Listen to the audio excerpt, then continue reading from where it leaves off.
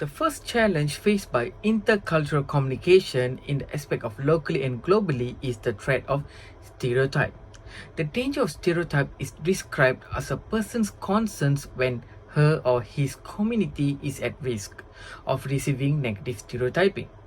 Stereotypes are also defined as a negative public statements about an ethnic group by Haley in 2009. For example, a distorted image of a great service or ill treatment of an ethnic group by race rather than ethnic minorities in particular. It is the product of a conflict between two or more ethnic groups. Knowing these stereotypes can elicit a negative feelings within the community, especially in the plural community such as Malaysia. It is because stereotyping can cause an ethnic group to fall back on another ethnic groups and thereby restrict inter-ethnic contact. So you can see a powerful racial spirit which being a most challenging faced in the intercultural communication. Stereotyping is a problematic in communication when assumptions are made about the individual in terms of simplicity's idea about a group to which they belong. In reality, assumptions get us into trouble when applied to a person what we think is true of a group. Such stereotyping is harmful to individuals and also communities. Such a situation has formed a perception and stereotypes that remains in the mind of society towards culture.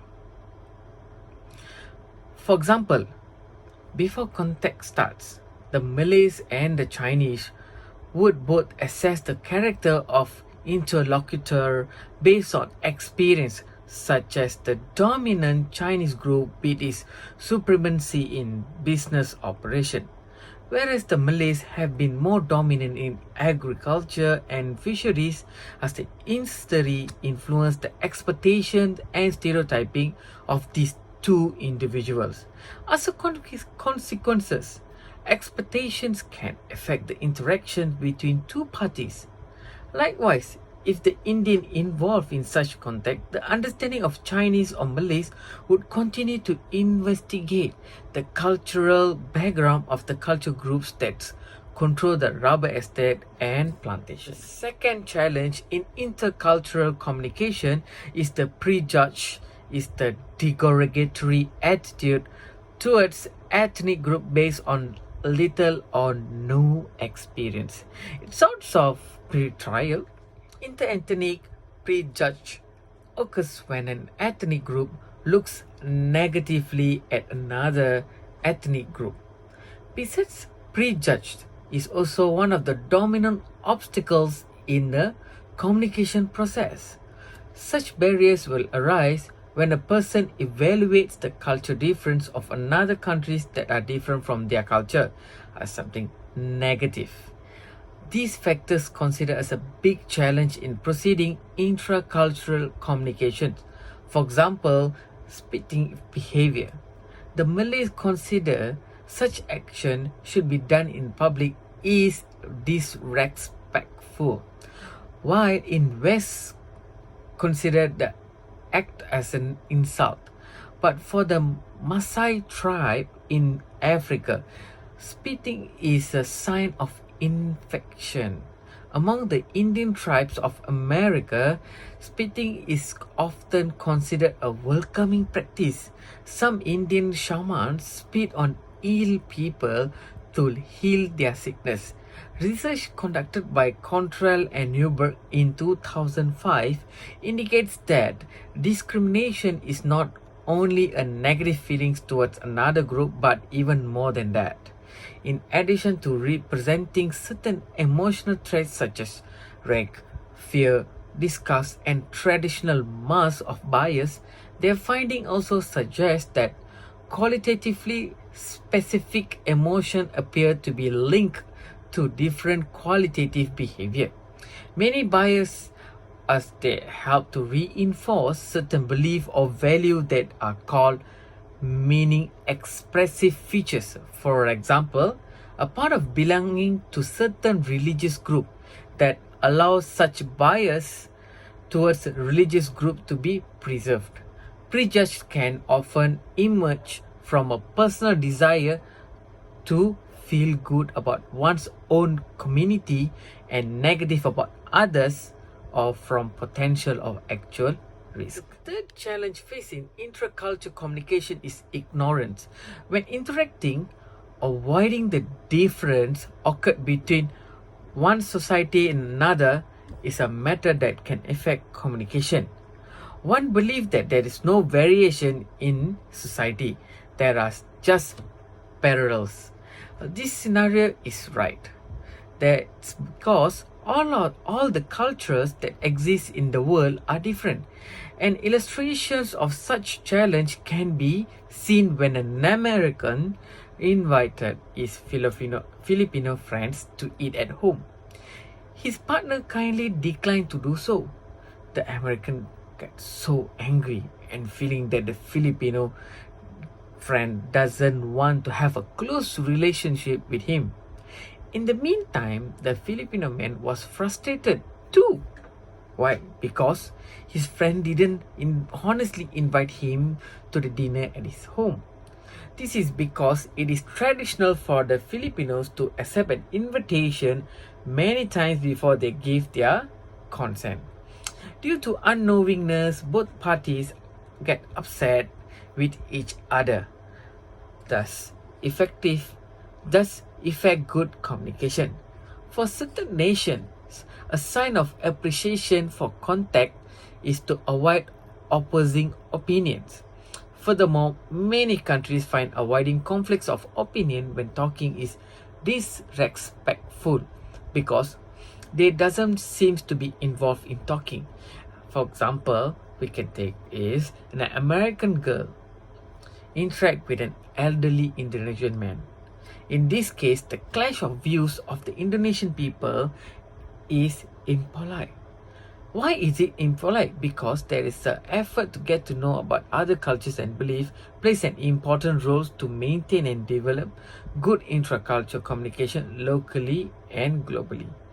So, for the Indonesian, they feel disrespectful when they're communicating with an American girl who they are younger than them. Therefore, the challenge faced in unknowingness which can overcome by avoiding the ignorance, but it seems to be a very big challenge in overcoming the barriers intracultural communication. So we're going to see the next topic that we're going to discuss is a subtopic is the effective communications.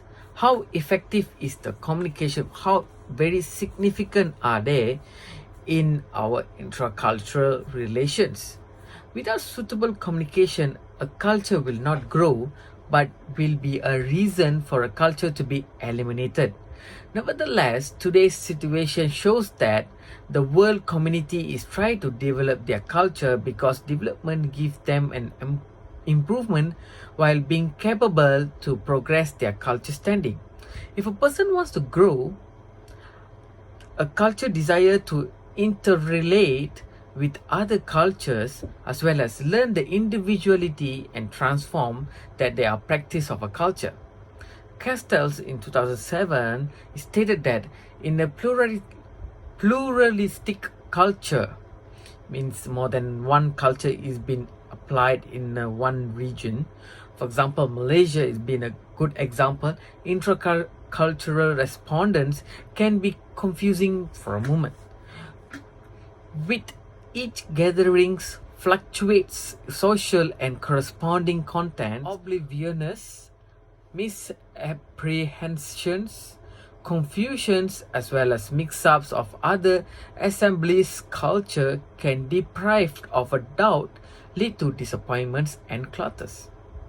As a motivation to quit agreement, the Malaysian government has supported the distinctive ethnic gatherings to keep up their own gathering personality, language, religion, customs and standards. There are numerous ways to deal with understanding and improving intraculture skills. In addition, if you want to generate effective communication among cultures or values, the necessity for these three aspects must be encountered. First is the understanding and the knowledge of other cultures other than own culture. The second is the attitude of ingenuous and tolerance, and the third one is the mastery of the language agreed upon by both cultures. The first aspect enlightens. Before interacting with other culture, we need to comprehend, appreciate, and learn culture of the interlocutor. This is to ensure the effectiveness of communication so as not be exaggerated as a result of misinterpretations between practices trained by both parties. The instance, the community desire to recognize how conventional Chinese people commonly spoken more definitely, while Indians also be fluent in more rapidly. This will simplify communications because each other form of cultural communication, and it will further facilitate the communication process. Furthermore, people must be exposed and easygoing when communicating with other cultures. Naturally, every single culture has its specific style and way of life, and some of it may struggle with new cultures. Consequently, the community desires to be extra exposed and understand the situation. For example, in Chinese culture, they used to check even though they are eating, in contrast with the Malay community who do not speak while eating. This is considered impolite for Malay culture. If the Malays are invited to a Chinese friend to eat, and in the occurrence, the situation debated previously, the assault can be true, but must be by the way of judiciousness, as it could disturb the affiliation between cultures. Just like broad-mindedness must be experienced if one to communicate with other culture. So obviously we all know we are in a races and also culture available in Malaysia, especially between Malays, Chinese and Indians. So the effectiveness of intracultural communication can be seen especially during their own festivals in between the Malays, Chinese and Indian. So they invite each other and respect their culture through visiting during the festivals. Likewise, community also need to act to master the language that has become a habit or everyday speech of surrounding community. Adjudicating from the background of the international community, we need to master the English language to facilitate communication between local community and the outside community. In the aspect of Malaysia itself, mastery of the official language, lingua franca, or it's a compulsory to certify the truthfulness of incorporation and substitute interracial harmony. As we all know, Bahasa Melayu is a official language where we will use for intra-cultural communication. Undeniably, language expertise is required to ensure the effectiveness of communication and simplify a more advanced culture.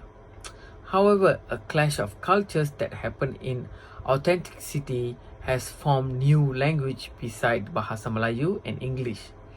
For example, in the context of Malaysian society itself, when the Chinese and Malay interacting, communication habitually occurs not use English totally, but mixing take place among language of the code as an example of the usage of language which uses commonly spoken dialect of Chinese and Malay a bit on the words used. That is a slang language or language that is frequently pronounced by teenagers and certain in the group of people who recognize the essence of the words used. Obviously, the necessity for the languages to be learned in order to comprehend the way of life and the culture of a people who spoke. In brief, intracultural is a procedure communication. This investigate depends on the corresponding point of view. Association in our country have workforce with a fascinating blend of ability from various foundation and encounters.